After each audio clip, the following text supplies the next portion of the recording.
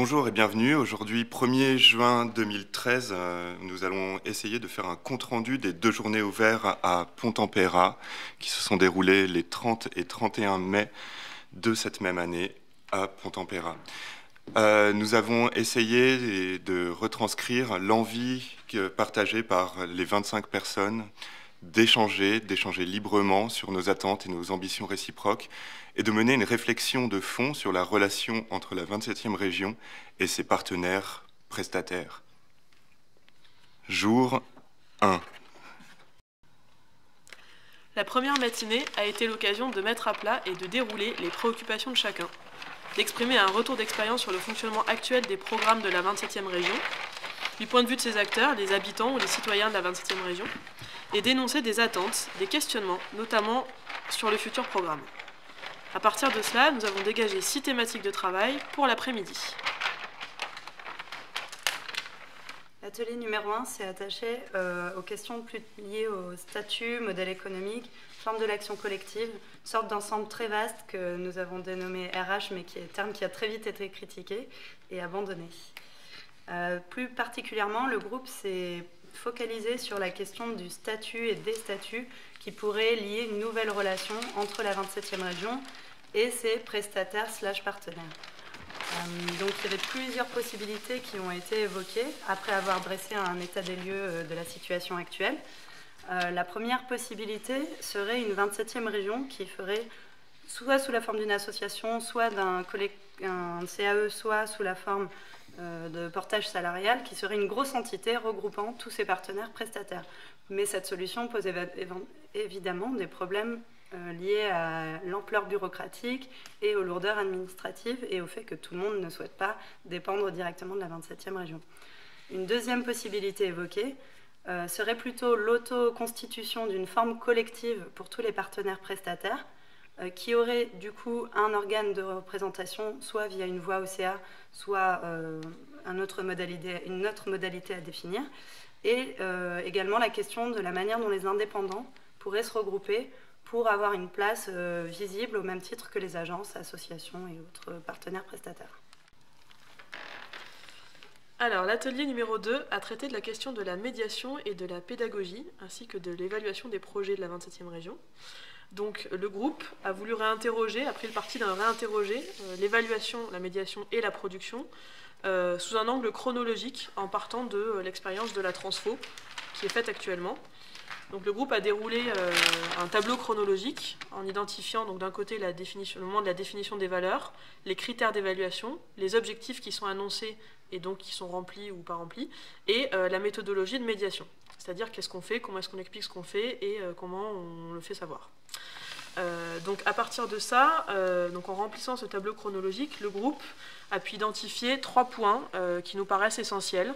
Donc le premier, c'est la nécessité de penser l'après du projet dès l'amont du projet et que cette chose-là soit éclaircie avec les membres de l'équipe. Le deuxième point, c'est d'éclaircir les ambitions du projet à la fois du côté de la 27e région et du côté de la région ou de la collectivité qui accueille le projet pour veiller à ce que ces ambitions coïncident. Et le troisième point, c'est de démêler la production et la communication. Donc ça, c'est un point qui a été abordé notamment à propos des livrets, qui sont des objets flous, qui servent à la fois de support de production et en même temps de support de médiation pour communiquer des enseignements du projet.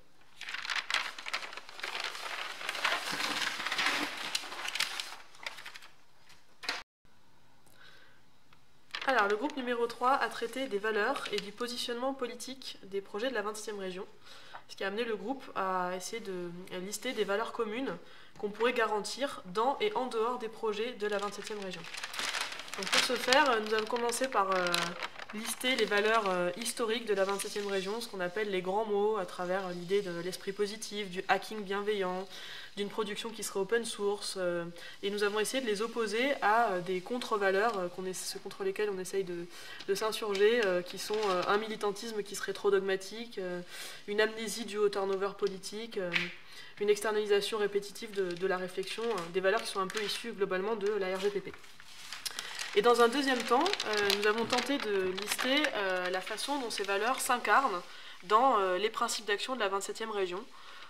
Par exemple, la nécessité de re-questionner la commande, de pouvoir dire non, d'assumer d'être capable de se tromper, Et ensuite, nous avons ciblé des points sur lesquels ces valeurs pourraient mieux s'incarner, et aujourd'hui, elles ne s'incarnent pas très bien.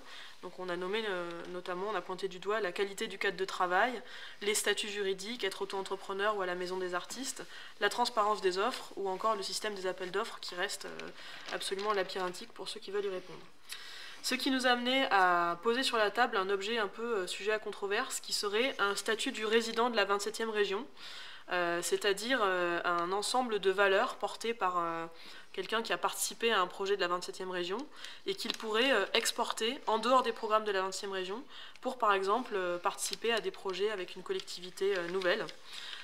Et donc, voilà, nous avons débattu sur les points positifs et les points négatifs de ce statut du résident. Le groupe numéro 4 s'est attaché aux questions de formation et apprentissage qui sont apparues comme un des points récurrents dans les débats. Et plus particulièrement, ils ont essayé de cerner différents enjeux de formation, plus que pour différencier un petit peu quelles pourraient être ces modalités. Donc tout d'abord, il y avait une question de formation interne et de formation externe. Frontière qui est bien entendu à nuancer, mais la question de la capitalisation et de la recherche permet de penser une sorte de formation interne. D'ailleurs, il a été évoqué que la 27e région était une sorte de R&D personnel de plusieurs indépendants ou agences. En plus de cette formation interne, doit être liée une formation-action, pas forcément réalisée directement par la 27e région et ses partenaires prestataires, mais coproduit avec des organismes de formation. Et à différencier d'une autre forme de formation qui serait plus proche de la sensibilisation, par exemple pour les élus. Il y aurait donc une formation-action très orientée terrain et une formation plus sensibilisation, en plus de la formation interne. L'atelier 5 a travaillé sur la question de la communauté et plus particulièrement de l'animation de cette communauté. Donc le groupe s'est axé sur que proposer à ceux qui composent la 27e région. Très rapidement se sont dégagées une préoccupation sur la définition de ces personnes qui sont aussi bien des indifférents que les curieux, les convertis ou les complices.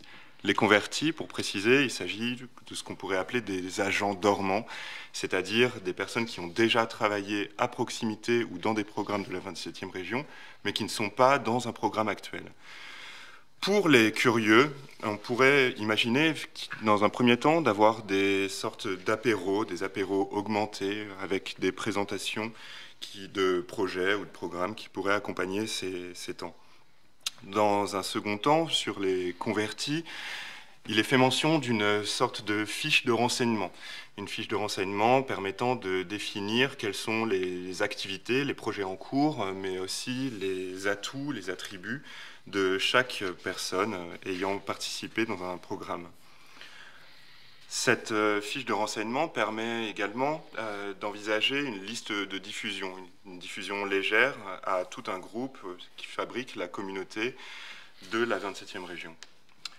Enfin, lors de séances comme aujourd'hui, comme hier, à Pont-en-Péra, il s'agit de temps qui se retrouvent également dans les intertransfos, par exemple, qui sont des temps plus dédiés aux complices, pour se questionner sur les enjeux et les intérêts du moment.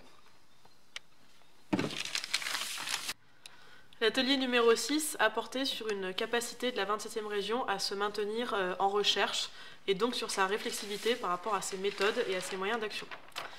Donc après une phase d'exploration de ce sujet, les participants ont mentionné la nécessité d'un cadre qui serait un cadre d'action-recherche et qui suivrait le fil des projets. Donc la proposition qui en a découlé a consisté à dire que finalement tous les participants des projets 27e région pouvaient être de potentiels chercheurs, explorateurs de ces moyens d'action, et que donc il serait judicieux de définir d'une part des questions de recherche de fonds communes aux différents projets de la 27e région, et au sein des équipes un référent recherche qui serait chargé de faire remonter des avancées sur ces questions de fond, des commentaires, parfois un regard critique, ainsi que des moyens de restitution. En parallèle de ça, on pourrait imaginer un collectif d'intervenants réguliers qui serait chargé de muscler un petit peu cette réflexion de fond et ferait le lien avec la communication faite par l'équipe permanente. Le deuxième jour, nous avons commencé par nous intéresser au nouveau programme de la 27e région, attendu avec beaucoup d'impatience. Alors, ce nouveau programme s'est révélé en fait être plutôt un projet structuré en 4 grands points. Le premier, que nous avions commencé à évoquer la veille, était la structuration d'une communauté qui permettrait le passage à l'échelle. Communauté de partenaires comme tels qu'ils existent actuellement, mais aussi des nouveaux acteurs institutionnels, par exemple le CNFPT, et des agents, ne les oublions pas, qui pour le moment ont du mal à s'intégrer à un esprit de communauté. Le deuxième grand point du programme, c'est plutôt une idée d'imaginer l'administration de demain à travers des mini-programmes très orientés conception, en embarquant un agent spécialiste du thème sur des thèmes comme les marchés publics, comme l'évaluation, ou comme par exemple quel modèle économique ou l'environnement de travail des agents. Le troisième thème, ce serait une manière d'hybrider les échelons. Hybrider les échelons administratifs, ça veut dire travailler sur un territoire avec à la fois les collectivités locales, les régions, éventuellement les représentants de l'État, vu que la 27e région a désormais le droit, grâce à une décision du CA, de travailler avec tous ces échelons. Et la dernière grande ligne d'action serait une manière de professionnaliser l'innovation publique, à la fois via des formations, à la fois via de la sensibilisation des élus, et formation et de futurs partenaires tels que des designers, mais aussi formation des agents avec des grands acteurs institutionnels comme le CNFPT. Alors face à cette présentation, donc nous avons récolté différentes réactions de la part de la communauté de la 27e région. Donc d'une part, quelques appréhensions, donc ici soulignées en rouge.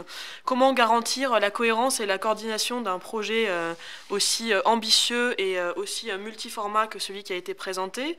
Comment conserver un message fort? Est-ce que la présence de la 27e région n'est pas en train de se flouter à travers ce rôle de facilitation ou d'ensemblier? Enfin, que faire par rapport au phénomène d'institutionnalisation de la fonction innovation, notamment à travers les labos, comment se positionner et de quoi se différencier? Face à ça, des opportunités de travail ont été identifiées. Donc l'idée, par exemple, de créer un cursus de formation dédié aux méthodes de la 27e région, ainsi que la possibilité de mettre en forme les outils de documentation, ainsi que de réfléchir à leurs usages face à ce côté un peu millefeuille du nouveau programme, comment enrichir la documentation.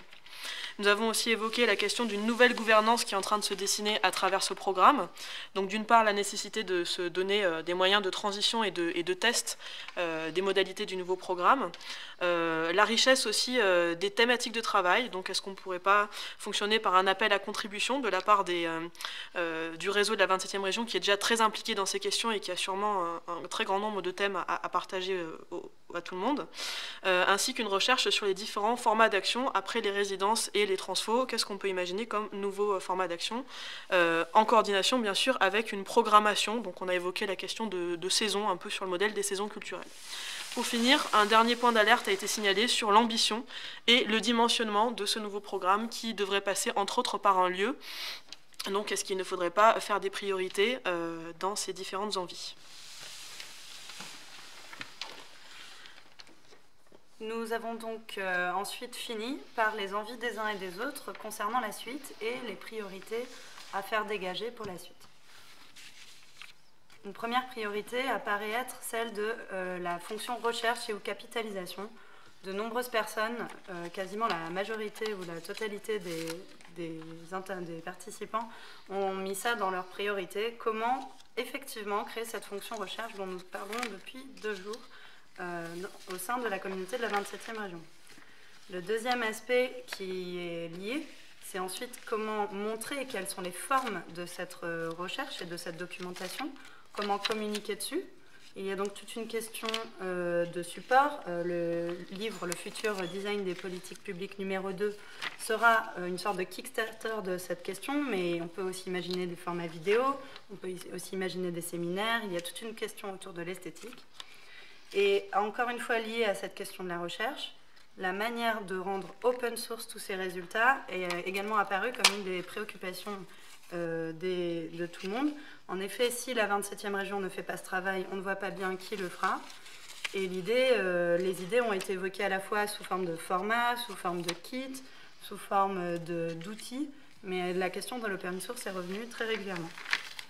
Un autre point un petit peu à part dans les priorités sont l'urgence de structurer la question des modèles économiques, notamment l'urgence pour les résidents et la communauté de trouver une forme d'interaction entre elles indépendamment de la 27e région, et l'urgence pour la 27e région de proposer une manière de fonctionner qui prend en compte certaines fragilités du modèle. Enfin, deux autres points ont été évoqués comme des grandes envies, plus que des priorités, des grandes envies d'investissement pour les participants. Tout d'abord, la question de la formation, d'imaginer ensemble des supports de formation et des contenus pédagogiques. Et enfin, une autre envie très évoquée a été de pousser la question de la mise en œuvre et des productions. Jusqu'à quand, comment peut-on aller jusqu'à la mise en œuvre d'un projet ou dans son accompagnement ?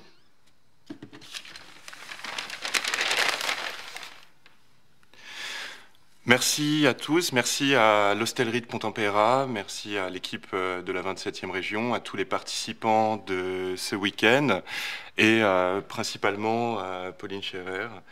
Nous souhaitons du coup vous retrouver très bientôt et continuer les discussions sans doute sur un document partagé pour tous les débats qui auront eu lieu pendant ce week-end.